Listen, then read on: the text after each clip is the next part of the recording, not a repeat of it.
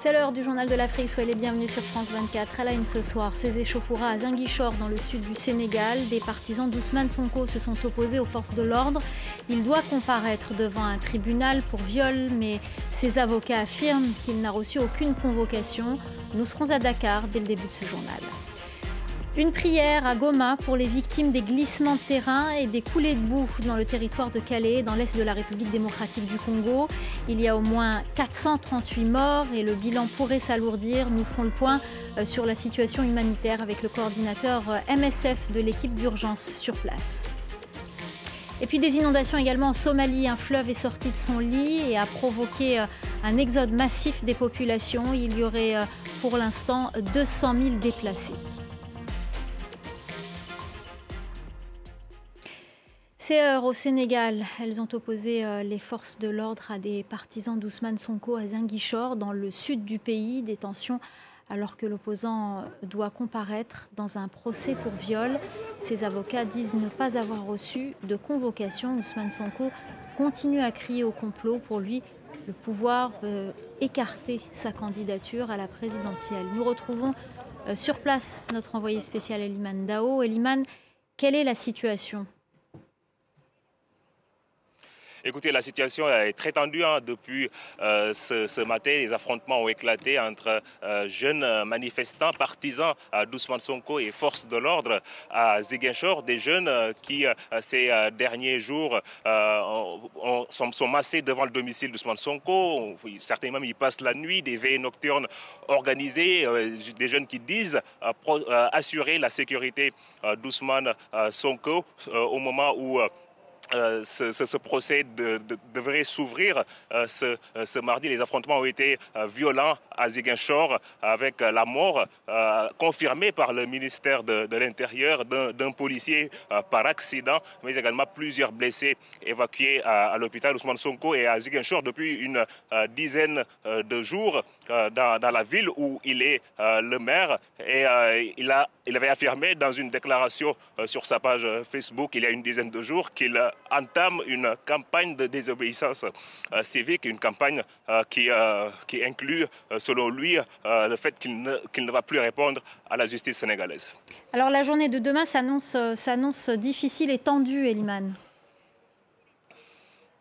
Oui, la journée s'annonce tendue, mais pour le moment, on ne peut pas encore trop s'avancer sur ce qui se passera demain. Tout dépendra certainement de ce qu'il y aura ou pas une décision de justice qui sera rendue, mais vu qu'il s'agit d'une affaire criminelle, c'est censé prendre un peu plus de temps. En tout cas, depuis le début de cette affaire, Ousmane Sonko a clamé son innocence. Selon lui, il n'y a pas d'éléments à charge dans ce dossier, que des éléments à décharge, et que cette affaire n'aurait jamais dû atterrir à un procès au moment où Adji Sarr, l'accusatrice, et ses avocats ont toujours réclamé la tenue de ce procès pour que justice leur soit rendue. Il faut rappeler qu'il y a 2 ans, en mars 2021, lors de la première convocation d'Ousmane Sonko dans cette affaire, des émeutes meurtrières avaient éclaté lorsque Ousmane Sonko a été arrêté en route pour le tribunal, et au moins 13 personnes avaient trouvé la mort.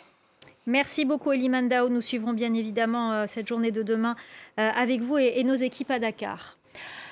L'opposant tunisien Rached Ghannouchi a été condamné à 1 an de prison par contumace. Le chef du mouvement islamiste Ennahda a été condamné pour apologie du terrorisme à la suite d'une plainte l'accusant d'avoir traité les policiers de tyrans.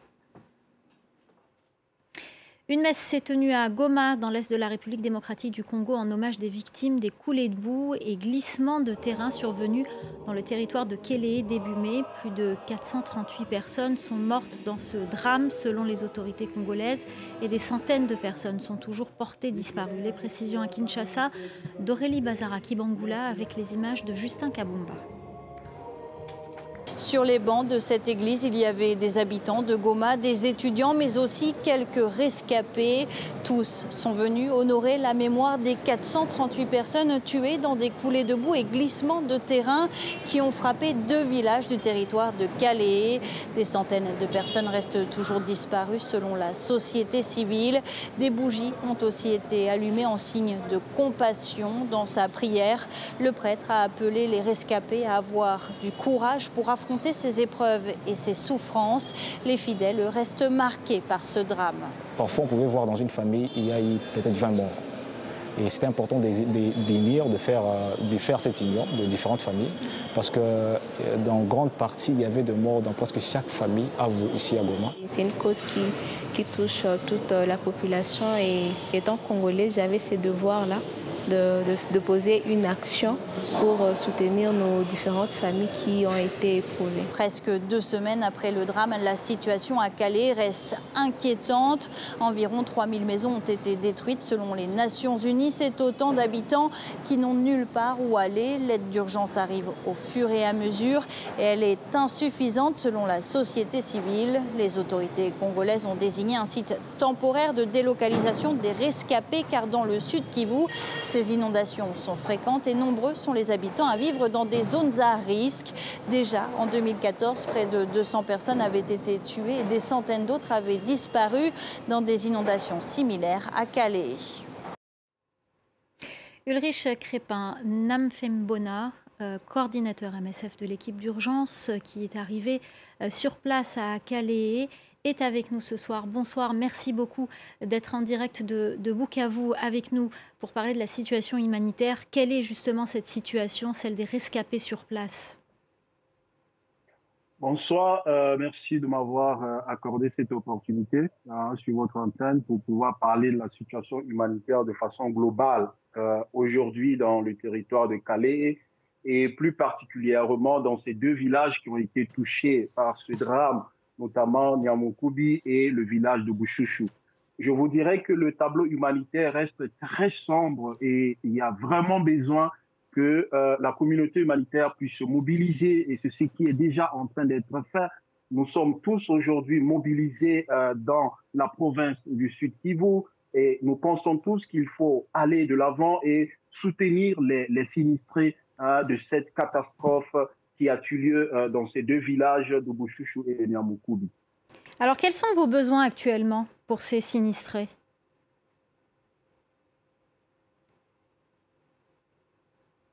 Il faut dire MSF était arrivé dans les moins de 48 heures après le drame de Bushushu et de Niamukubi.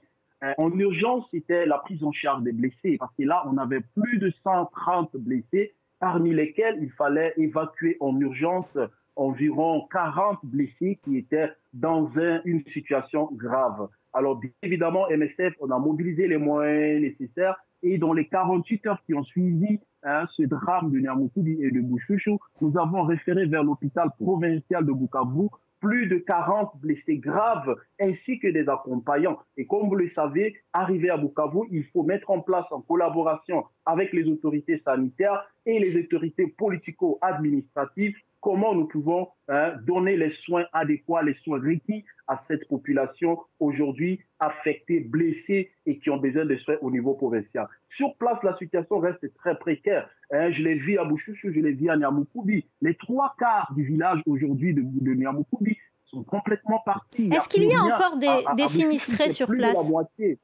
Est-ce qu'il y a encore des sinistrés sur place?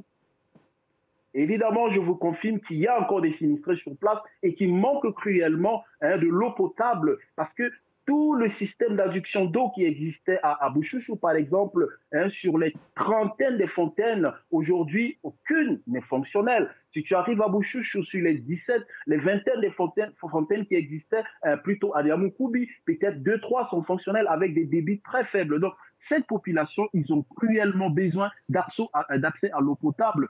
Beaucoup aujourd'hui sont obligés de faire les coups, par exemple, au lac Kivu, qui se trouve tout au long du village. Donc, ils n'utilisent pas de l'eau potable au jour d'aujourd'hui. Bien évidemment, avec la forte mobilisation.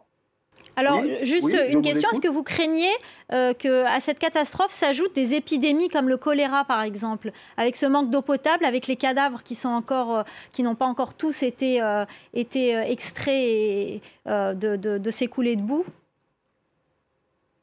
C'est ça aujourd'hui notre crainte majeure, non seulement MSF, mais toute la communauté humanitaire dans le Sud Kivu, même sur le plan national. On s'inquiète parce qu'aujourd'hui, comme je viens de vous le dire, les dispositifs sanitaires, tout est parti, tout a été détruit et même l'accès à l'eau potable reste impossible. Donc, du coup, nous craignons la survenue des épidémies dans les jours à venir, notamment les maladies diarrhéiques surtout, et aussi le cas de choléra. Donc, voilà pourquoi il fallait travailler sur l'aspect préventif pour être à mesure d'éviter qu'aujourd'hui ce drame puisse encore virer à une épidémie de grande envergure qui pourra encore faire autant de victimes dans ces deux villages et bien évidemment aussi les villages voisins parce que beaucoup de ces sinistrés se sont réfugiés également dans les villages voisins et la situation reste un peu compliquée, très difficile à gérer sur le terrain. Du point de vue accès, c'est aussi l'un des défis que nous avons aujourd'hui les humanitaires pour arriver dans ces deux villages.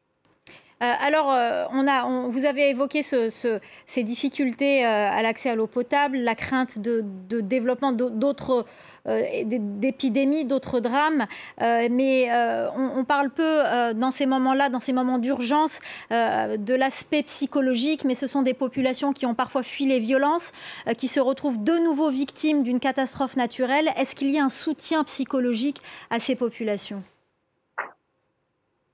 Oui, lors de nos réunions de comité de crise à Bouchouchou, à Niamey-Koubi et même à Calais et au niveau du territoire avec la communauté humanitaire, sur le terrain, nous avons déjà constaté ce grand besoin de mettre en place toute une stratégie d'assistance psychologique à l'endroit de ces sinistrés. Ce qui est bien la bonne nouvelle, c'est qu'il y a déjà pas mal des humanitaires qui se sont positionnés et nous pensons que les activités vont déjà commencer pour développer toutes les stratégies nécessaires, que ce soit dans le cadre de la protection de l'enfance, à l'endroit des victimes, à l'endroit des blessés. Évidemment, il faut vraiment une grande composante et cette composante psychosociale doit continuer à long terme. On ne peut pas le faire à court terme parce qu'on sait et on est convaincu que ce drame de Niamey-Koubi et de Bouchouchou va impacter sur l'aspect psychosocial à long terme de ces populations victimes de ces drames. Merci beaucoup, Riche Crépin Namfé Bona, coordinateur MSF de l'équipe d'urgence qui est arrivé sur place à Calais. Merci infiniment pour toutes ces informations. Et puis, le centre de la Somalie a été également touché par des inondations. Elles ont été provoquées par la crue d'un fleuve. Il y aurait quelques 200 000 déplacés dans ce pays déjà meurtri par la guerre et ravagé par la sécheresse. Olivia Bizot. Depuis quelques jours, ces scènes d'inondations sont fréquentes dans le centre de la Somalie. Des fortes pluies ont fait sortir le fleuve Chabelle de son lit, plongeant cette ville dans le chaos. Environ 200 000 personnes ont été déplacées à cause des crues soudaines de la rivière Chabelle dans la ville de Beledweyne et ce nombre est susceptible d'augmenter. Fartune a dû quitter sa maison avec ses 8 enfants au milieu de la nuit. Ils ont marché pendant des heures pour arriver jusqu'ici, un endroit qui n'est que trop familier. Chaque fois que la rivière sort de son lit, nous fuyons. C'est la 5e fois que nous devons fuir et que nous venons ici en tant que personnes déplacées. Les inondations ne sont pas le seul défi auquel la Somalie est confrontée. La catastrophe survient après une sécheresse record qui a laissé des millions de personnes au bord de la famine. Le pays est également en guerre depuis 3 décennies, une lutte interminable contre une insurrection islamiste. Ces 2 dernières années, la Somalie a été frappée par une sécheresse très difficile qui a fait la une des médias. Mais ce que nous voyons aujourd'hui et que nous oublions parfois, c'est que la Somalie fait face à l'un des conflits les plus anciens de la région. La majorité des personnes déplacées en Somalie aujourd'hui fuient cette violence. Les combats ont déjà déplacé des milliers de personnes depuis le début de l'année, empêchant toute action humanitaire dans de nombreuses régions. Le Soudan ne connaît pas de répit depuis le début de la guerre qui a éclaté entre 2 généraux rivaux. Frappes aériennes et explosions ont de nouveau secoué le pays. Cela fait 1 mois que le conflit a éclaté et il risque de déstabiliser fortement la région. La correspondance régionale de Bastien Renouille. Moins d'une semaine après la signature d'un accord visant à faire respecter les principales règles humanitaires, il est désormais clair que l'armée soudanaise et les forces de soutien rapide s'en prennent toujours aux civils. Dans la ville d'El Djenina, située à quelques kilomètres de la frontière avec le Tchad, dans la région du Darfour occidental, plus de 280 civils ont été tués durant le week-end, selon un collectif de médecins locaux. Les forces de soutien rapide entourent toujours la ville et s'en prennent toujours aux civils. Dans la ville de Omdurman, ville voisine de Khartoum, située de l'autre côté du Nil, ce sont des chrétiens coptes qui ont été attaqués dimanche alors qu'ils sortaient de la Metz. Plusieurs ont été blessés par les forces de soutien rapide et l'église a été pillée. Et puis ce lundi, c'est l'armée qui a bombardé un hôpital de la capitale à proximité duquel étaient stationnés des membres des forces de soutien rapide. Alors vous le comprenez, à mesure que la guerre continue, eh bien la crise humanitaire devient de plus en plus importante. Plus de 900 000 personnes ont déjà dû quitter leur maison. Plus de 200 000 sont déjà réfugiés à l'étranger dans les pays voisins du Soudan. Et à mesure que la guerre continue, eh bien les négociations continuent dans la ville de Jeddah, en Arabie Saoudite, entre l'armée et les forces de soutien rapide. Mais il est très difficile de savoir ce qu'il se dit sur place, puisque aussi bien l'armée que les RSF et que les négociateurs saoudiens ne veulent pas communiquer. Il semblerait qu'à l'heure actuelle, l'armée et les RSF soient en train de négocier les modalités pour quitter les hôpitaux qu'ils occupent, notamment à Khartoum. C'est extrêmement urgent. Plus de 70% des hôpitaux de la capitale ont été détruits ou sont occupés par des militaires à l'heure actuelle, alors que la population a de plus en plus besoin d'accéder à des soins.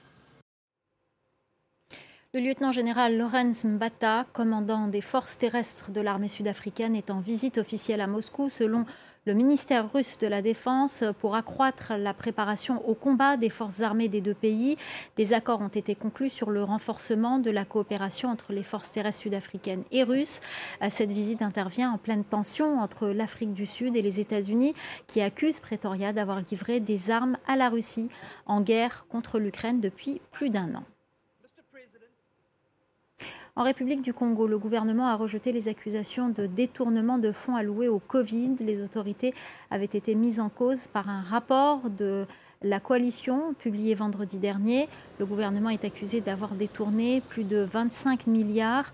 Le porte-parole du gouvernement congolais, Thierry Mungala, s'est exprimé au micro de Rosie Piot, notre correspondante à Brazzaville. Il s'agit d'un rapport biaisé pour une raison simple, c'est que le document est présenté, le rapport, comme si c'était une espèce de trouvaille qu'ils ont déterré, quelque chose qui aurait été caché aux yeux de la population et de l'opinion. C'est totalement faux, puisque le rapport dont il est fait état, l'audit dont il est fait état, est actuellement disponible sur le site officiel du ministère des Finances. Il s'agit très clairement de la part de nos amis de la coalition Publiez ce que vous payez, d'une interprétation biaisée, d'une polémique inutile. Les procédures ont été respectées parce qu'elles ont été mises en place justement pour tenir compte de l'urgence et de la malfaisance et de l'évolution très volatile de la maladie. Donc il n'y a pas de déperdition monétaire, il n'y a pas de détournement d'argent. Voilà, c'est la fin du Journal de l'Afrique. Merci aux équipes en régie, merci à notre chef d'édition Célia Caracena, merci à nos correspondants sans qui ce journal ne pourrait se faire et merci à vous pour votre fidélité. Restez avec nous, l'info continue sur France 24.